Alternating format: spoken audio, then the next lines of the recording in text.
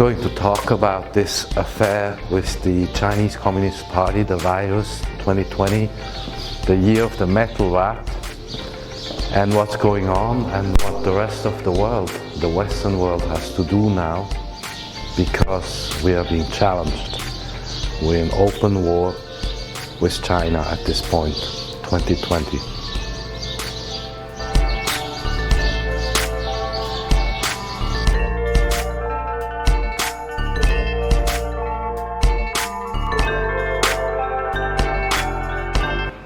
Welcome back in my cave. This is St.Clair timeline 2020, and this is a time capsule. We know that when Saturn and Pluto came together in the time 11 to 15 January 2020, which on its own was a 500-year alignment, we've discussed this November time, very strange things were happening. On the 11th of January 2020, the Chinese Communist Party essentially disinformed the whole world, including the World Health Organization, covered up the entire virus and everything that was going on in there. At this point now, middle of July 2020, as I had predicted, and if you follow my Twitter feed, at NewMind99, you can see that I follow the events day by day. On the 15th of January, the Chinese sent a delegation to the White House to sign the famous Phase 1 trade deal, 15th of January. At that moment, the Chinese Communist Party already knew everything that they could know that was happening in Wuhan. At this point now, half a year later, a virologist that worked in Hong Kong at a top lab, Dr. Li, not to mix up with Dr. Li from Wuhan, that's Dr. Li, the virologist from Hong Kong, who is now in the Western world, has been debriefed by intelligence agency. She is essentially confirming everything that we had said we felt was happening or had happened in Wuhan. She even confirms the role of the World Health Organization in this. And as the days and weeks are going by, we will find out a lot more. She seems to know what it is about. She seems to have more detail also about what happened, who did what, and who obfuscated it, and how it was all covered up. She is possibly the key witness of the entire affair. I have told you, we're dealing here with unrestricted warfare. The Chinese had written, two Chinese colonels from the People's Liberation Army had written an outline, a book called Unrestricted Warfare, which was published about 20 years ago in English. And this has been read by everybody, anyone like myself who was in the military, anyone who had to do with intelligence, had to read this book. This was like a must-read basic book. That's like learning algebra before you go to study mathematics. So unrestricted warfare is the Bible of the Chinese military. One of the two colonels, by the way, is now Major General, still around, advising them how to do the whole strategy. So what they're doing in unrestricted warfare, to give you a quick idea, that includes everything, goes from education, Confucius institutes, putting people, spies, students into the Western world, to eventually be able to undermine, subvert universities, science laboratories, and all sorts of scientific university operations. The unrestricted warfare, of course, goes on to economy, Wall Street. They're sucking out the entire funds, the capital from the American taxpayers' money, to start their own and build and finance their own industries in China. And it goes on to technological warfare, trade warfare, the 5G problem, stealing the intellectual properties, and then soon enough on to kinetic warfare. China has a very bizarre idea of what a navy or naval power is about. For them, a naval power is when you take a few sandbars and reefs and connect them with a few ships and say, this is our navy, this is now all our land, all our water. So it's pretty laughable. However, there is also going on inside of China an internal faction warfare. We've been knowing about this for at least 20 years. It's been always going on. Internal faction war inside of the Communist Party, inside possibly also of the People's Liberation Army, and certainly inside of Beijing. We know that President Xi does not control more than Beijing and maybe a little bit of the surrounding areas, if that. There are other factions, other communist groups that control Wuhan, Shanghai, and Hong Kong. And these families still hold power, and their aim is to dislodge President Xi. This is what's going on right now. Why do I know this thing? Why can I tell you this? Because I'm following carefully Miles Guo. You may have seen Miles Guo with Stephen K. Bannon. On the 4th of June 2020, that's a very important historical date, June 4, 2020, in commemoration of the 31st anniversary of Tiananmen Square, Miles Guo, on his yacht in the harbor of New York, with the Statue of Liberty behind at dawn, was reading out the declaration for the new federal state of China. That is indeed a historic event. So there is a group, a network of exiled Chinese all around the world, and they're watched by about 250 million people around the world, mainly exiled Chinese. They were watching how Guo Bannon in Mandarin and in Chinese were doing this declaration in the New York harbor. So this is an interesting and very important historical event in a very unusual astrological alignment, because we're still now, half a year later, in this eye of the needle I was telling you about for no end of time. So we're still in Pluto, Jupiter and Saturn, now retrograde. So we had it going forward in January when all this happened, what I just explained to you, then now backward in July, all the way to September, and then forward. So we'll get 3 rounds of this. And in fact, the last touchdown between Jupiter and Pluto in Capricorn in those last degrees will be right after the presidential election in the United States. So here quickly a bracket. I'm pretty certain that President Trump will be re-elected, and then we'll begin 4 years that will be very difficult for the whole world. We'll get into this in a future segment. What is now going on in China, in addition to this accident with the virus, are the floods.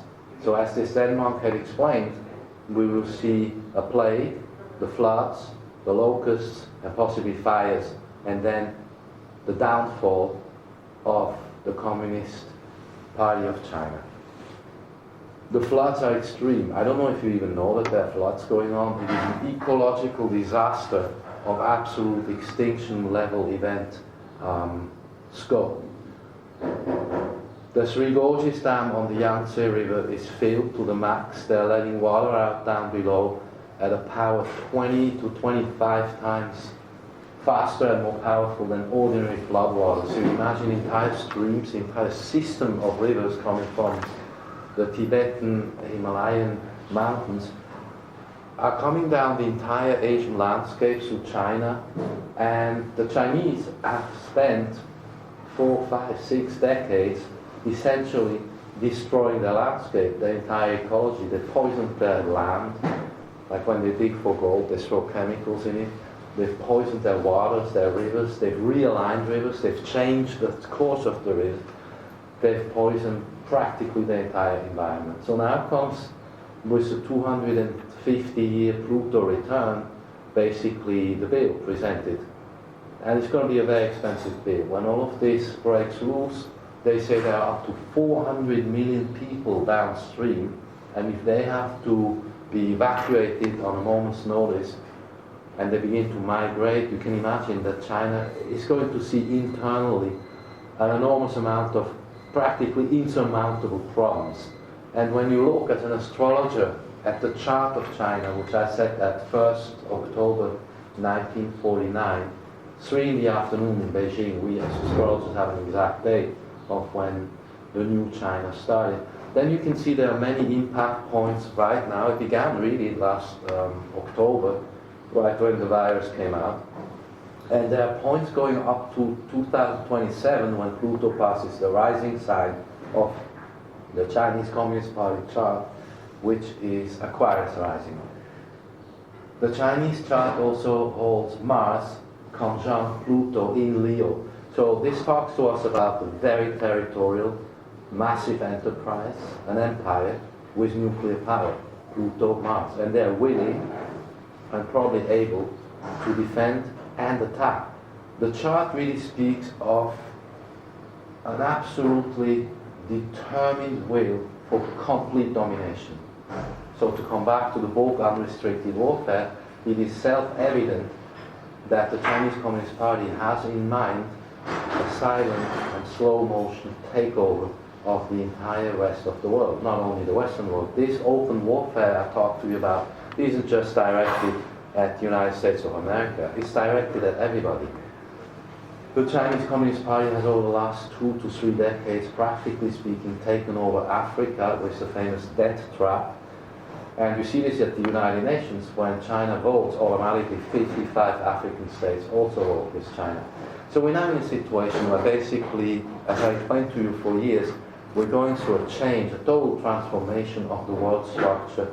We've discussed this with Dr. King 2 years ago when he was explaining his Da Vinci peace plan, where he advocated that we create a lasting peace in the world, beginning with China by creating new exchanges of cultural and commercial kind. This plan has been followed by President Trump up until including the last minute, literally 15th of January 2020, when he signs the deal with the Chinese delegation, and which, as I said, knew at that point as they're signing that they're having an absolute catastrophe in the form of a virus blowing out in their city of Wuhan. Quickly back one more time to these parties and the factions in the Chinese Communist Party. Historically, when you look at China, there has never been such a thing as China, but as it then came together, you can clearly see that the families and feudal systems that govern Wuhan, Shanghai, and Hong Kong were the production families. They produce, they have the trading centers, the financial centers, and all that, whereas Beijing has nothing else but basically administrative, pushing around the papers, holding meetings like they did on the 21st of May of 2020, when an enormous storm in the middle of the afternoon darkened out the skies. That was a shamanic sign. We have so many shamanic signs on top of it, like the floods I've just explained, and the locusts who have already arrived, and many other issues we don't even really know. We get a blip here, 2 minutes there, another segment, so we have to piece together, like our own intelligence agency, what actually is going on in China. And the prophecy by that monk clearly said this is the end of the Communist Party of China, but we don't know, I don't know for sure when this will happen, when the fall of the Chinese Communist Party takes place. Could be within a year still. The astrological alignments are fully functional for that. May depend on weather, earth changes, ecological catastrophes, disasters of that kind. It could also be because of the internal warfare I've just described to you, the faction wars, where maybe a party faction will just take the Xi faction out, like Xi faction took out the previous faction. All of this is now moving together in fast gears, and it could be during this next year to 2 years, could be up to 7 years, until I feel strong about the fall of the Chinese Communist Party. The pollution, the ecological stress, the challenge that China is facing are practically speaking insurmountable. Out of all of this, in a transformation, comes something new, comes something different, and it is possible that even the people will rebel. There is an aspect between Uranus and the chart of China that could be read as a popular upheaval, a revolution, something of this kind. On top of all of this that's going on in China and in the world, we have the magnetic field phenomena, all this during a solar minimum time, and all of this begins to resemble and resonate of the time that we knew as the Warring States, which was about 22 to 2,500 years ago. That was a long phase when China changed into what it would become. In short, what I would say to sum up China and the virus is that the virus essentially was a signal to save the world. It is only because of this virus outbreak that we have begun to become aware of what is going on. So this was the first step, the awareness. And not everybody's aware of what I've just explained. But that's the first step. Once a worldwide higher level awareness sets in, then the second step is what are we going to do about it. For instance, the European nations, they are usually in every situation always the last ones to act. They are essentially asleep at the wheel. Germany, for instance, is completely enmeshed with the Chinese Communist Party. For instance, Volkswagen is produced in Wuhan. I mean, if the Chinese put the screws to Merkel, Germany doesn't really have much of a leg to stand on to say, okay, we're now going to confront the Chinese Communist Party for what they did with the virus and for the entire attempted takeover of the world. So it will now require, beyond the awareness level that has set in, that the world actually comes together and creates an alliance of freedom, an alliance of states, of nations that actually still live in what resembles a democracy. Because otherwise, one could predict that the whole world will go the way China goes. So, the solution, one last time, is decentralization. The big advantage of this entire crisis, 2020, is that we are now seeing that if we were to do our own production, locally, regionally, production, economy, employment, jobs, supply chain, and everything becomes local, regional, then we'll become, to some degree at least, self-sufficient. We'll never be independent of anything because we're all interdependent, but we'll be at least able to be self-sustained, to create our own pharmaceutical products from the ground, from the basic products to the finished pharmaceutical products, to the electronic products, to basically everything. Transport, energy, economy. That is our next step. If we miss that step worldwide, then we're not actually in step with Pluto, Saturn. In January of 2021 begins a totally new cycle of which I expect a lot of positive developments. This is a cycle beginning with Jupiter and Saturn in Aquarius. I talked to you about a number of times about this. It means the opening of technology and also a reorganization of the systems of mankind. This is where we discuss issues like 5G. Should we depend on the Chinese chips and electronic equipment inside of all of our backbone of technology, or should we become self-sustained also in technological terms?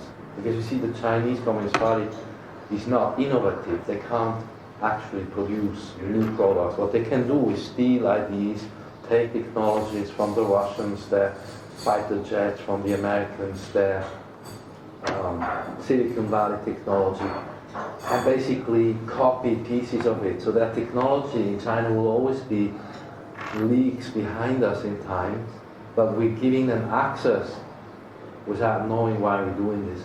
All of these issues, very complex, multi-layered, multi-dimensional. This is a game that the Western world must now study. Think about what are we to do about this. That's the second step after we have the awareness.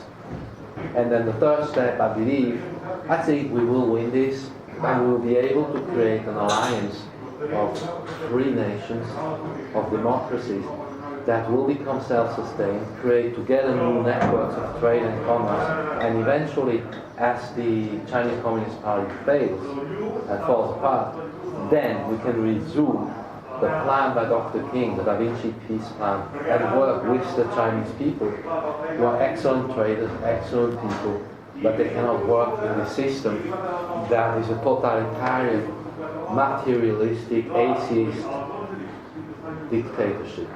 I mean, it doesn't look different from the Soviets in the 50s or from the Germans in the 40s. It's more or less the same. Atheist, materialistic, totalitarian dictatorship.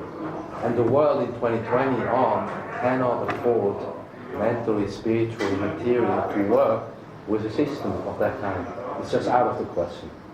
So I would like to ask the leaders of the world, get together and sort it out. This is the time now, 2020, the astrology, Pluto, and then Jupiter, Saturn on in Aquarius is the high time moment where we need to go into action. This is all about action, action.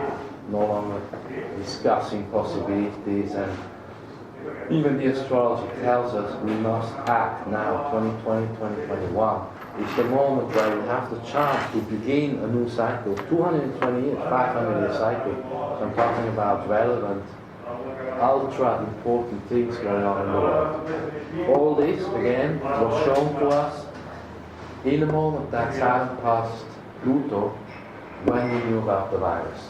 Because there came a time we have to know about it.